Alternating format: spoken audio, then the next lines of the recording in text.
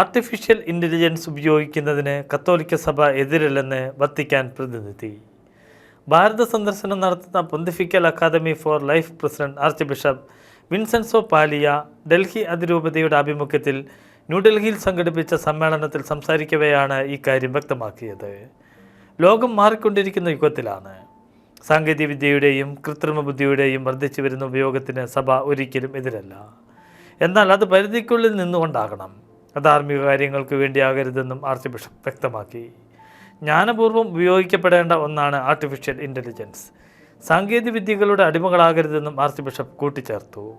ബംഗളൂരുവിൽ നടക്കുന്ന Catholic bishop council of ഇന്ത്യയുടെ പ്ലേനറി സമ്മേളനത്തിലും ആർച്ച് ബിഷപ്പ് ഈ വിഷയത്തെക്കുറിച്ച് സംസാരിക്കുന്നുണ്ട്. 2024 ലോക ആശയവിനിമയ ദിനത്തിൻ്റെ പ്രമേയമായി വത്തിക്കാൻ തിരഞ്ഞെടുത്തത് ആർട്ടിഫിഷ്യൽ ഇൻ്റലിജൻസ് ആയിരുന്നു. ഫ്രാൻസിസ് പാപ്പായുടെ ബുധനാഴ്ചകളിലെ മതബോധന ക്ലാസുകളും ഞായറാഴ്ചകളിലെ ആഞ്ചലുസ് പ്രാർത്ഥനയും ഇനി മംഗോളിയൻ ഭാഷയിലും ലഭ്യമാകും. നിലവിലുള്ള 51 ഭാഷകളോടൊപ്പം മംഗോളിയൻ ഭാഷയും ഉൾപ്പെടുത്തിയതായി ഉലാൻ ബാദറിലെ അപ്പസ്തോലിക് പ്രിഫെക്ട് കർദിനാൾ ജോർജിയോ മാരങ്കോ അറിയിച്ചു. പാപ്പായുടെ മംഗോളിയ സന്ദർശന വേളയിലാണ് ഇത് സംബന്ധിച്ച പ്രവർത്തനങ്ങൾ ആരംഭിച്ചത്. വിവിധ ആവശ്യങ്ങൾ ഉന്നയിച്ച് രാജ്യത്തുടനീളം പ്രതിഷേധിക്കുന്ന കർഷകർക്ക് ഐക്യദാർഢ്യം പ്രഖ്യാപിച്ച ഫ്രാൻസിലെ ബിഷപ്പുമാർ ഉക്രൈൻ യുദ്ധത്തിന്റെ പ്രത്യാഘാതങ്ങളാൽ തകർന്നുപോയ കാർഷിക മേഖലയിൽ അടിയന്തരമായി ഇടപെടാൻ സർക്കാരിൽ സമ്മർദ്ദം ചെലുത്തുകയാണ് പ്രതിഷേധിക്കുന്ന കർഷകരുടെ ലക്ഷ്യം. ഫ്രാൻസിലെ കത്തോലിക്ക സഭയോടൊപ്പം നിരവധി ഫ്രഞ്ച് ബിഷപ്പുമാരും കർഷക സമരത്തോട് ഐക്യദാർഢ്യം പ്രഖ്യാപിച്ച് പ്രസ്താവനകൾ പുറപ്പെടുവിച്ചിട്ടുണ്ട്. ജനുവരി 30 മുതൽ കാണാതായ കർദിനാൾ ജോസ് ലൂയിസ് ലെക്കുൻസയെ പനാമയിൽ നിന്നും സുരക്ഷിതനായി കണ്ടെത്തിയതായി അറിയിച്ച് പനമാനിയൻ എപ്പിസ്കോപ്പൽ കോൺഫറൻസ്. പനാമയിലെ കത്തോലിക്ക സഭയിലെ പ്രമുഖ വ്യക്തിത്വമാണ് കർദിനാൾ ജോസ് ലൂയിസ് ലെക്കുൻസ.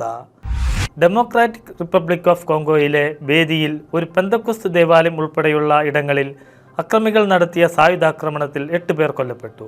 ദേവാലയത്തിൽ പ്രാർത്ഥിച്ചുകൊണ്ടിരുന്ന ക്രൈസ്തവരാണ് ഇവരിൽ 5 പേർ. 30 പേരെ അക്രമികൾ ബന്ദികളാക്കി തട്ടിക്കൊണ്ടുപോയി. ഇസ്ലാമിക് സ്റ്റേറ്റ് തീവ്രവാദ സംഘടനയുമായി ബന്ധമുള്ള ജനാധിപത്യ സഖ്യശക്തികൾ എന്ന സംഘം ജനുവരി 30-നാണ് വലിയ ആക്രമണം നടത്തിയത്.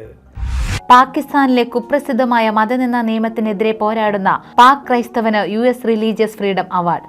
മതനിന്ദ വിരുദ്ധ നിയമ സമരനായകൻ പീറ്റർ ജേക്കബിനാണ് അവാർഡ് നൽകി ആദരിച്ചത്. 1998 ഒക്ടോബർ 27-ന് ബിൽ ക്ലിന്റൺ ഒപ്പുവെച്ച അന്താരാഷ്ട്ര മതസ്വാതന്ത്ര്യ നിയമത്തിന്റെ 25ാം വാർഷികത്തോടനുബന്ധിച്ചാണ് അവാർഡ് സമ്മാനിച്ചത്.